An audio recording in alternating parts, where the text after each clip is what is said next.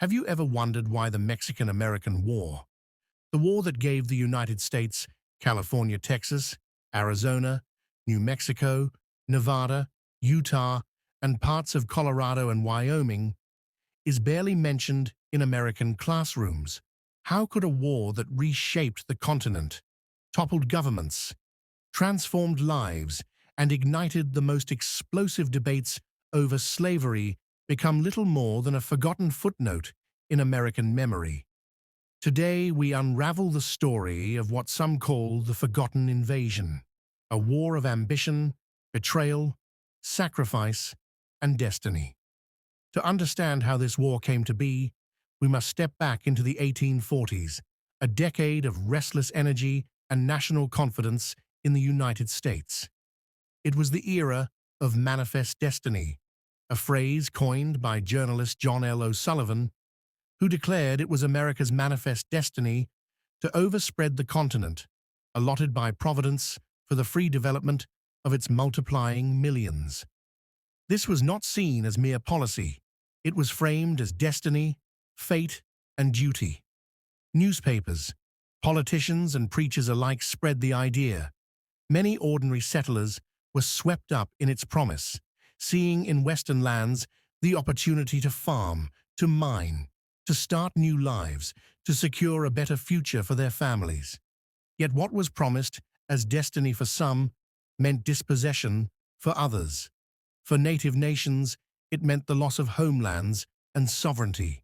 For Mexico, it meant watching helplessly as its northern frontiers, thinly populated and difficult to govern, came under increasing pressure from its ambitious northern neighbor. Mexico had only recently freed itself from Spanish colonial rule in 1821, and the young republic was fragile. It suffered chronic political instability, with presidents rising and falling rapidly, regional revolts erupting constantly, and its economy perpetually weak. Still, Mexico commanded an enormous territory, stretching from Central America through California and the desert Southwest. These lands were resource-rich, strategically vital, and jealously guarded, yet Mexico lacked the capacity to fully settle or defend them. For the United States, they were tempting prizes. The trouble began with Texas. In the 1820s, Mexico had invited American settlers into Texas under the condition that they obey Mexican law, convert to Catholicism, and refrain from slavery. But many settlers ignored these requirements. By the 1830s, tensions boiled over. When Mexico attempted to enforce its laws, Anglo settlers revolted, leading to the Texas Revolution of 1836, remembered for battles like the Alamo and San Jacinto. Texas declared itself an independent republic, and while Mexico never recognized its independence, Texas stood on its own for nearly a decade, lobbying constantly for annexation by the United States. Mexico warned that annexation would mean war, but President James K. Polk, elected in 1844 on a platform of expansion, was determined. In 1845, the U.S. annexed Texas. This was the spark. For Mexico, the annexation was a provocation, a theft of what it considered rightfully its own. For Polk, Texas was only the beginning. He had his eyes on California and New Mexico as well. The dream of a continental nation was within reach, but the road to it would be paved with conflict, blood, and betrayal. The stage was set at the border. Mexico insisted Texas ended at the Nueces River. The United States claimed the border ran further south, at the Rio Grande. The strip of land between the rivers became a tinderbox. President Polk sent General Zachary Taylor to occupy the contested zone with several thousand troops, effectively daring Mexico to respond. To Mexican leaders, this was not defense. It was invasion. In April 1846, the first shots were fired when Mexican cavalry attacked an American patrol, killing or capturing dozens. This was the moment Polk had been waiting for. he rushed to Congress, declaring that American blood had been shed on American soil. His words stirred fury and patriotism, drowning out dissent. Yet not everyone agreed. In fact, this was one of the most divisive wars in U.S. history. Critics called it a war of aggression, engineered by Polk to seize land.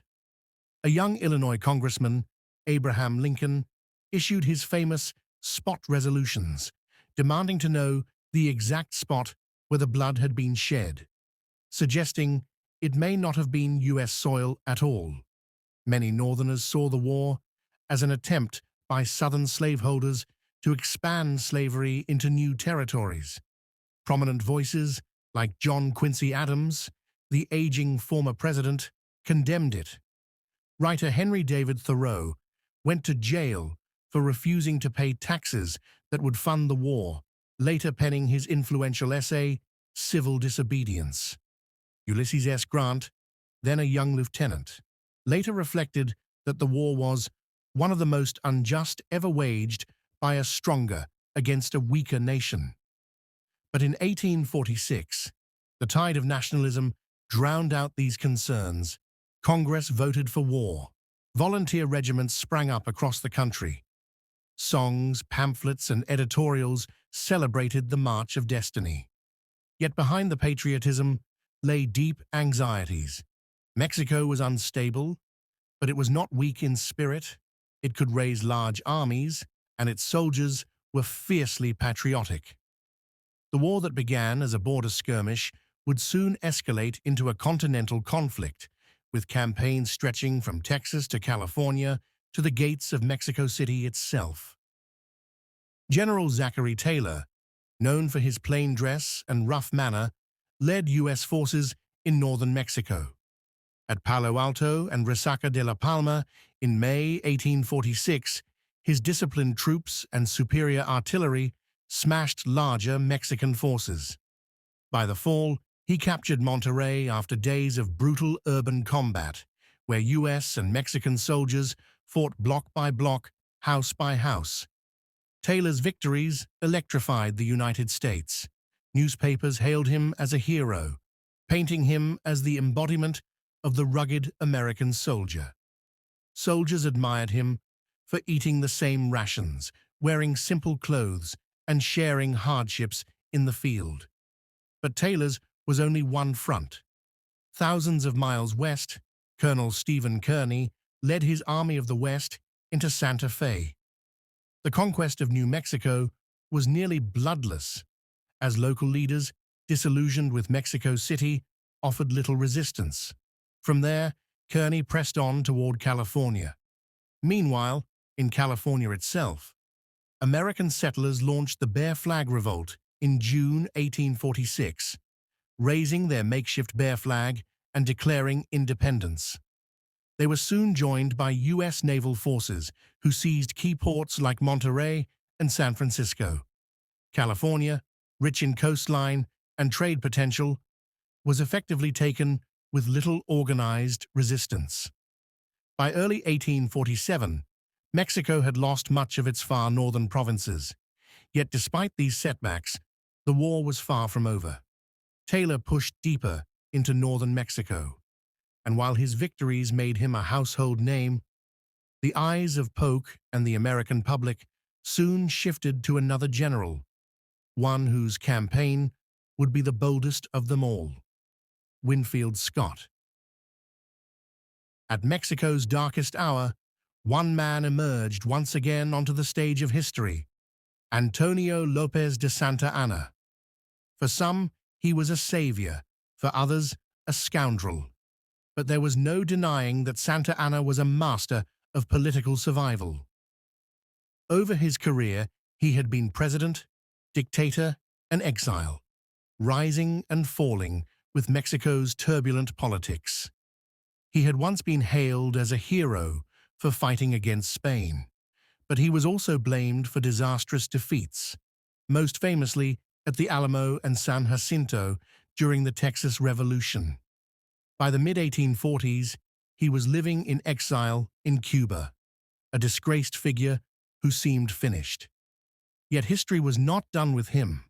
President Polk, anxious for a quick resolution to the war, made what he thought was a clever arrangement. He allowed Santa Anna safe passage back to Mexico, believing Santa Anna would return willing to negotiate a peace favorable to the United States. Polk had misjudged him. Instead of bowing to American pressure, Santa Anna immediately seized power in Mexico City, rallying nationalist sentiment and positioning himself as the champion of resistance. Within weeks, he mobilized an army said to number 20,000, gathering conscripts, veterans, and volunteers from across the country. Poorly equipped and supplied, his soldiers marched with worn sandals, old muskets, and little food, but their morale was lifted by the promise of defending their homeland. Santa Anna set his sights on crushing Zachary Taylor's forces in northern Mexico before they could advance further.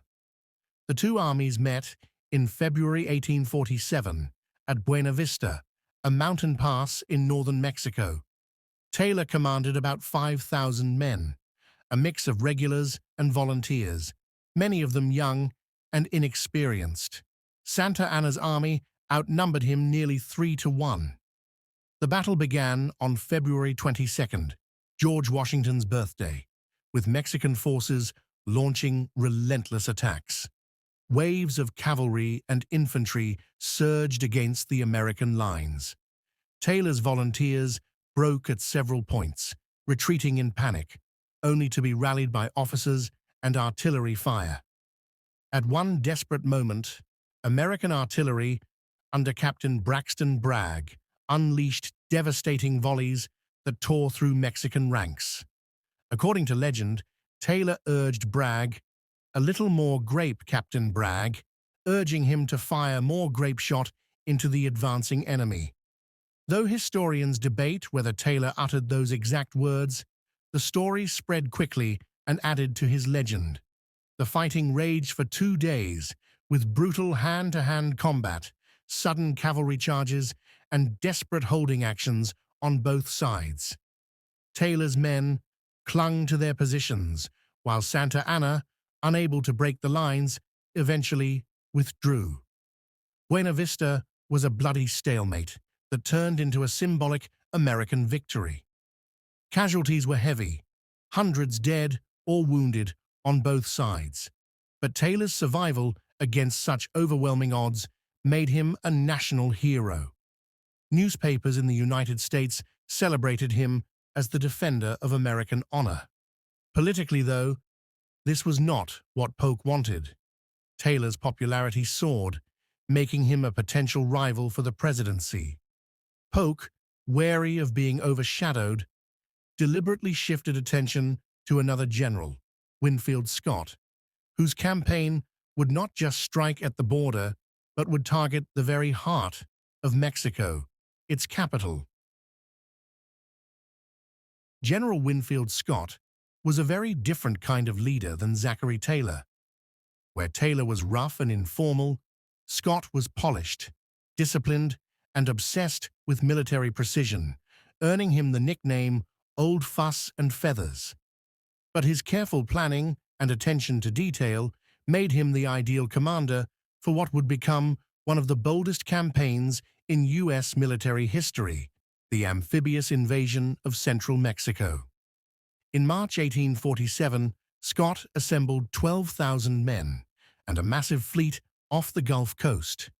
His target was Veracruz, the fortified port city that had long served as Mexico's gateway to the world. On March 9th, in the first large-scale amphibious assault in U.S. history, troops landed on the beaches near Veracruz. It was a carefully choreographed operation, with surfboats carrying soldiers ashore under naval cover. Witnesses described the sight as breathtaking. Line after line of boats approaching the coast, thousands of men wading through the surf, and flags waving as drums and bugles echoed. The landing was nearly flawless, a testament to Scott's planning. Once ashore, U.S. forces encircled the city and began a bombardment that lasted for days. Artillery shells rained down, hitting not only military positions but also civilian homes. Women and children huddled in churches and cellars, enduring a nightmare of fire and stone. After weeks of suffering, Veracruz surrendered on March 29th. The fall of Veracruz opened the road inland, but the march to Mexico City would be perilous. The route wound through mountains, valleys, and fortified passes, and the Mexican army was waiting. At Cerro Gordo in April, Santa Anna attempted to block Scott's advance with 12,000 men entrenched in strong defensive positions. But Scott's engineers, including a young Robert E. Lee, scouted a hidden path through the mountains, allowing U.S. troops to flank the Mexican defenses. The battle ended en route, with Santa Anna's forces scattering in chaos. From there, Scott pressed onward, capturing Jalapa, Puebla, and moving steadily closer to the capital. The march was grueling. Disease struck the troops, supplies ran low, and guerrilla attacks by Mexican fighters harassed American convoys, cutting off stragglers and ambushing patrols. Still, Scott's army pushed forward. By August 1847, they reached the Valley of Mexico, a high basin surrounded by mountains, where Mexico City, one of the largest cities in the Americas, stood. The valley was defended by canals, lakes, and fortified causeways. Santa Anna rallied what forces he could, but morale was shaky, and resources were dwindling. In late August, the battles of Contreras and Churubusco erupted. At Contreras, U.S. troops, outnumbered and surrounded, fought desperately through the night before launching a surprise dawn attack that sent Mexican forces fleeing. At Churubusco, fighting raged around a fortified convent, where Mexican soldiers, joined by the San Patricio Battalion, Irish and European immigrants who had deserted the U.S. Army to fight for Mexico, held out with incredible bravery before being overwhelmed. The capture of Churubusco brought Scott's army within sight of Mexico City itself. Still, the capital loomed like a fortress. Taking it would require even greater battles, fought at the very gates of the city. In September 1847, the final campaign for Mexico City began. The Americans advanced toward the western approaches of the city, where strong defenses awaited. The first major clash came at Molino del Rey, near a sprawling stone mill that Mexican forces had fortified.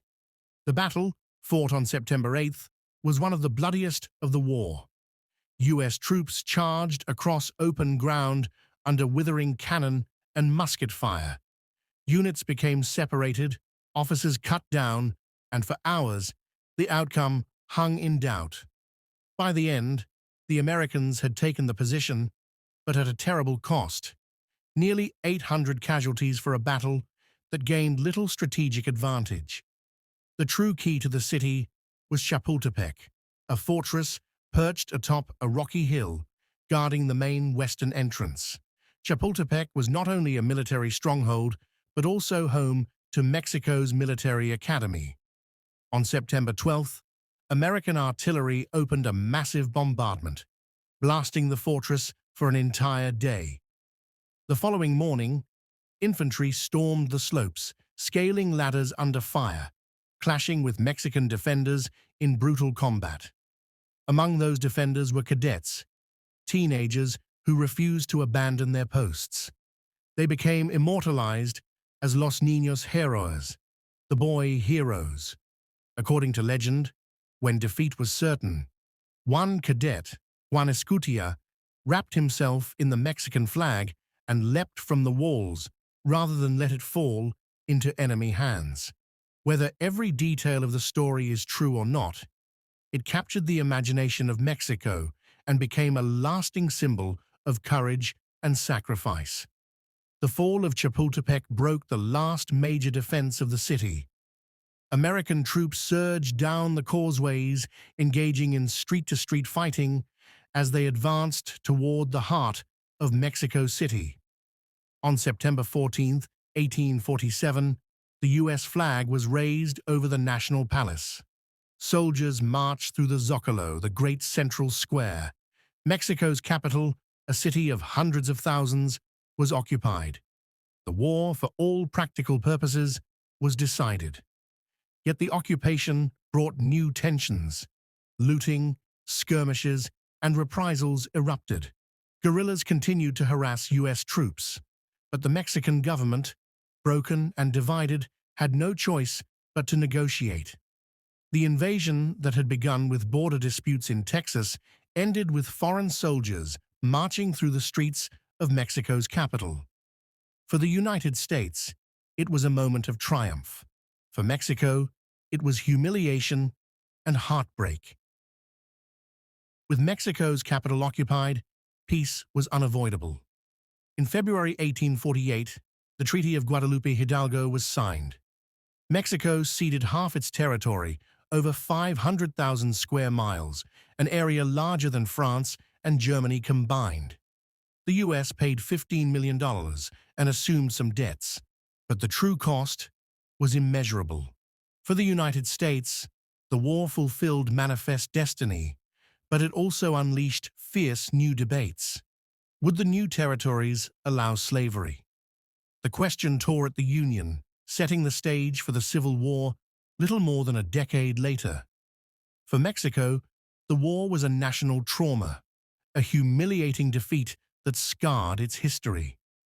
Yet despite its enormous consequences, the war is strangely absent from American memory. Why? Some say it is embarrassment, the discomfort of acknowledging a war of conquest. Others argue it was overshadowed by the Civil War, which consumed national attention so soon after. Still others suggest it is because the war forces us to confront uncomfortable truths. That expansion was not only about pioneers and dreams, but about invasion, bloodshed, and the taking of land by force.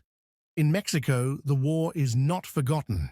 It is remembered as La Invasión Americana, the American invasion, engraved into memory as a story of sacrifice and resilience. And so, we return to the question, what do we make of this forgotten invasion? Was it destiny fulfilled, or was it conquest at its most ruthless? What do you think about today's video? Should the Mexican-American War be remembered as triumph, tragedy, or something far more complex? Comment your thoughts and suggestions for my next video below. And as always, thank you for watching.